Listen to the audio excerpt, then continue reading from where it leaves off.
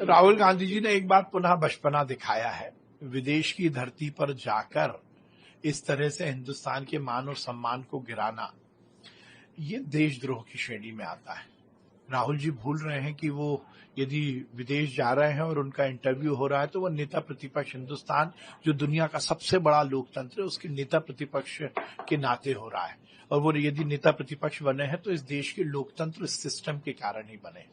पर वो मैच्योर नहीं है, वो हर समय बचपना करते हैं। वो अपनी राजनीतिक रोटी सेकने का काम हिंदुस्तान में भी करते हैं और उसी बदनीति के साथ वो विदेशी धरती पर भी हिंदुस्तान के मान और सम्मान को गिराने का काम करते हैं।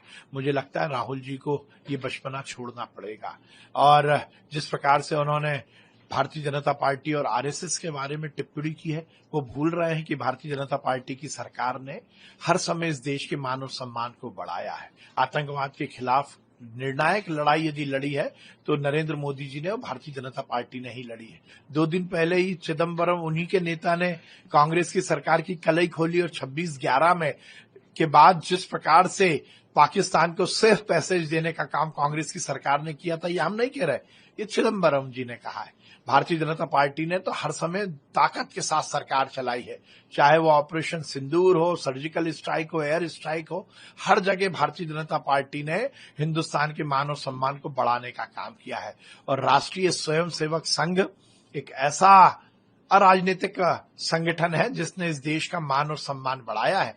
राहुल जी, आप अभी यथार्थ नहीं जानते, आप स्क्रिप्टेड बातें बोलते हैं। राष्ट्रीय स्वयंसेवक संघ ने आजादी के पहले और आजादी के बाद इस देश की आजादी के लिए और इस देश की आजादी को अखंड रखने के लिए जो कुछ किया है उसकी कल्पना भी आप नहीं कर सकते। आपके मुंह से आरएसएस का नाम लेना भी उचित नहीं है। आपको चाहिए कि थोड़ा बहुत मैच्योरिटी लाएं। ये सब जो विदेश की धरती पर जाके अनर्गल बातें हिंदुस्तान के बारे में राहुल जी करते हैं, ये देशद्रोह की श्रेणी में आता है।